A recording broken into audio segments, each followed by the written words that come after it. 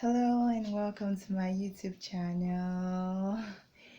My name is Ade-OLUWA and quickly, without further ado, as it's often said, let's dive into this. So, um, I've been sort of binging on YouTube lately, and I've been um, watching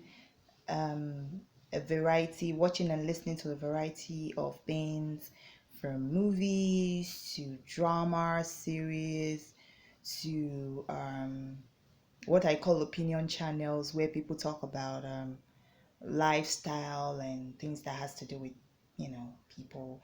But I've been watching a lot about black people and dark skinned women. There seems to be a war.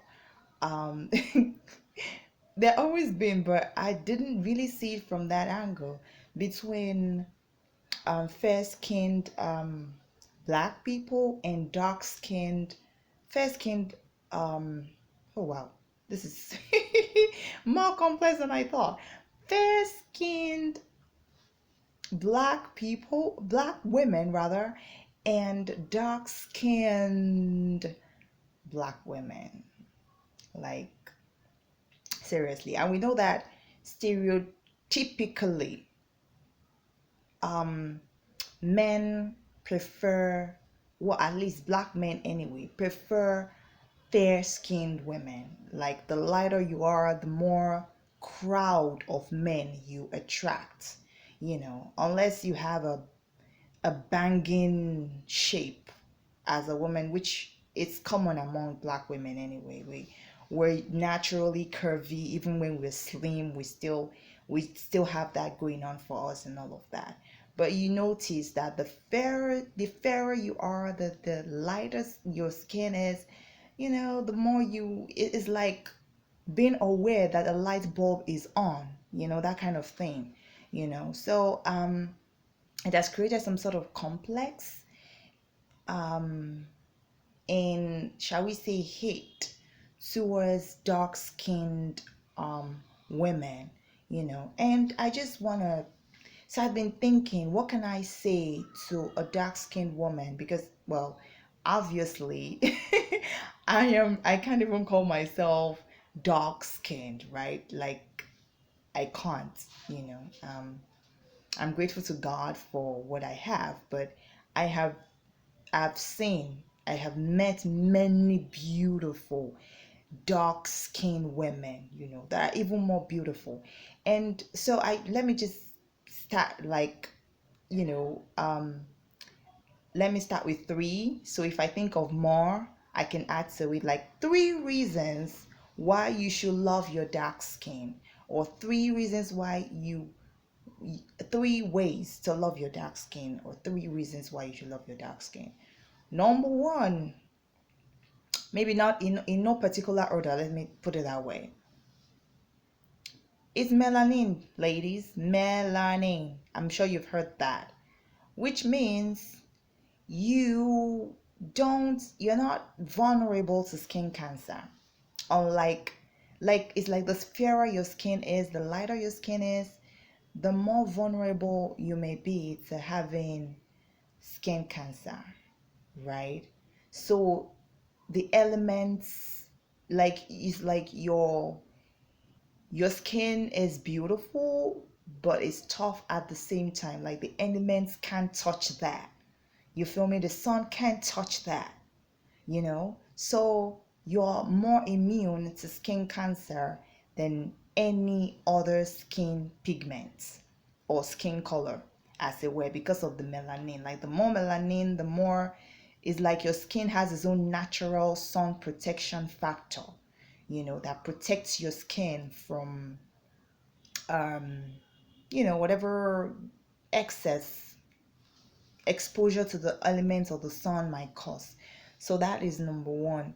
And like number one B, or maybe number two, is that when you have scar tissues, it hardly shows. All you need is just a nice powder and you're fine. You're fine. It's easier to manage a dark skin because it's dark. right? So it doesn't show when there are scar tissues. Unlike fair skinned women, we are always on our toes trying to remove scar tissues. I mean, I look at my face this today right now and I'm just thankful to God because for as far for as long as I can remember, I my face were covered with pimples, scars, right? And it sort of it affects the overall look, right? It just makes one look less attractive sometimes if the spots are not in the right places, and of course they're not sprinkled. There's not like they are freckles or something, there's scar tissues, so they pop up at the most unattractive places and make it very difficult to actually showcase the beauty of your skin. So we have to, like, we're on our toes to make sure that at least our face is as spotless as can be. But dark skinned women don't have that problem because it just blends, right? It just blends. And even if it doesn't, it just looks like freckles. I mean, once you rub powder, you are so fine. Unlike us, like, we need a colored powder to look normal sometimes, unless you're like someone like me who just won't give up on my skin looking fine without makeup. You understand? And that takes a lot of work. And a third reason why you should love your skin is that you don't need much to maintain. Your skin is low maintenance because you don't have to prevent scars, you don't have to use sunscreen that much. You don't. Do you understand? Just coconut oil and you're fine. Just cocoa butter and you're wonderful. Just, you know, any form of skin butter or skin oil and you're good to go. Olive oil and you're fine. But I cannot do that. I wish I could do that. And I just pick one oil and say, you know what, this is what I'm using. I can't do that. I have to mix, maybe honey with it and some lemon somewhere, or maybe to try to find turmeric extract. Is a lot of what I have to think of things that, make the skin, my skin color, um, less less more pure, let's put it that way, more spotless, right? So I have to think about all of that, and then by the time I'm done, is expensive to maintain a fair skin. It's very, very expensive, and sometimes it's even hard to find the right skin combination that will work, especially if you're trying to be organic. If you're the type, you're like me, who says if I can't eat it, if it's not edible, I won't put it on my skin, you know. If you're someone like that, it makes it very, very difficult because to find the combination is hard. And the prices of natural products then are not cheap either. Do you understand? But you can just use petroleum jelly if you will, and you're fine. You can just use maybe aloe vera and you're good to go. I mean, how wonderful is that? You know, that is on number three, I think. So, majorly, those are the three reasons why you should love your skin. I'm sure there are many other reasons, of course, but that's the one I can think of right now. It's just a matter of comparing and contrasting. That's all. Like, what are the things I know I cannot try that I can't try? Like what are the things that dark skinned women can have effortlessly that I have to work towards? I have to work. I have to really, really work. You understand? And there's that. Um, Now, how to love your skin. Added ways to love your skin. Number one, maybe let's make that number four, is that You know, when women see some men, I'm like, that brother is a tall glass of cocoa and milk, right? You know, there's something about being compared to food that just makes you feel, that is just sensual and attractive, kind of. So the next thing you want to do is see yourself in terms of see your skin color as a combination of food, right? Take for instance, you can look at your dark skin, it might be bronze, for example. It might be cocoa, it might be cinnamon, it might be almond, it might be dark chocolate. Your skin might be a mix between let's say bronze and maybe a bit of milk or something, or turmeric. Your skin might be maybe a bit of beige might be in it. Those are the things you look at, like what kind of food can you compare your skin to? Is your skin almond? And once you find that, I mean, it might take a while because you look at it, it's not completely cinnamon, it's not completely dark chocolate, and sometimes it's completely dark chocolate, right?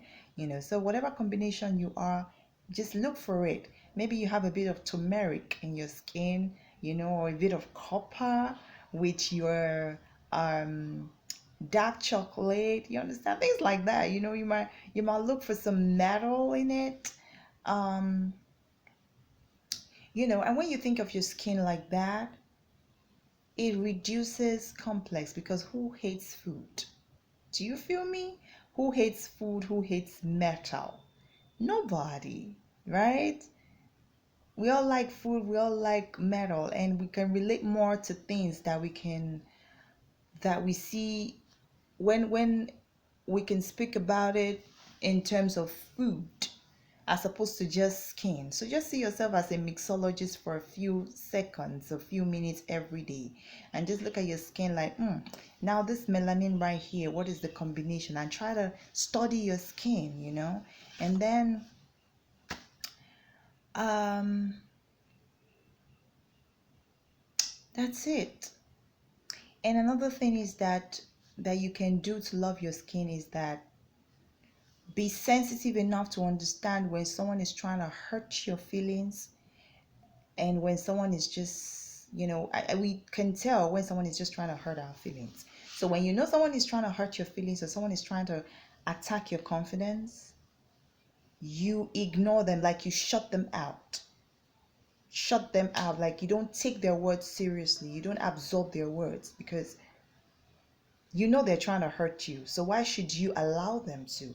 Why should you open up your emotions to allow them hurt you, right? So apart from, I know we always hear it that dark skinned women are beautiful, but we sometimes you might not believe it. So I'm just trying to help us, see ourselves in a different light. You understand? And look at it this way.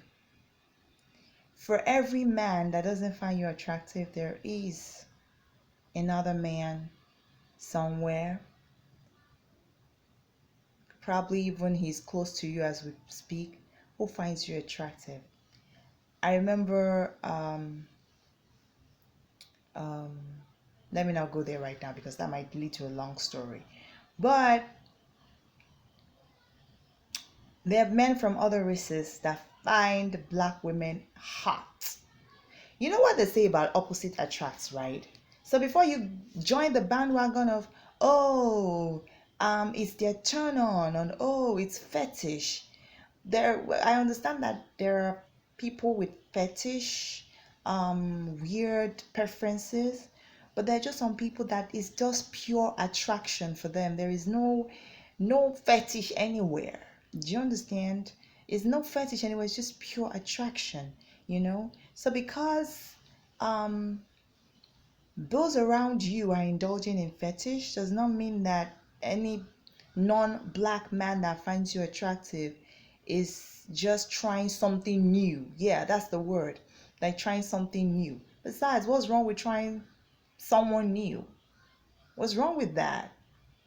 Right? If you don't find someone in your race, in your, in your familiar um community, if you can call that a community, but what you're familiar with, if it's, you know what they say, familiarity breeds contempt. So a lot of times I can understand why a non-black man would be attracted to a black woman, because he's used to seeing white women all of the time, so seeing a dark-skinned woman is like, whoa, what is that? He gets fascinated, and the more he's fascinated, the more he wants to, draw closer, and black women were a different breed on our own. We talk differently. We might have similar accents, but we talk differently. We have a different way of looking at things. We just have our own way. You understand? So don't cut yourself, don't limit yourself to say, oh, I can only date black men, but we're going to go into that, because if I go into that right now, it's going to take more time than it is already. I'm looking at the time right now, and it's far gone. But just remember, you're created in God's image. In everything, God looked at what he created and said everything he created was what? Was good. So see yourself as good. See your skin color as good. Don't let someone who didn't create you tell you what you are and what you're not. Especially when you know they're up to no good. Why should you believe anything they say? Right? You know, these people, some of them don't like you. If you know someone doesn't like you, you can't expect them to speak well of you as well. So don't take what they're saying seriously, and don't take it personal. Just ignore them and focus on the fact that you're made in God's image. You're God's creation. You're wonderfully made. All right? Always remember that. Until next time, love yourself enough to live a healthy lifestyle and embrace peace. Shalom.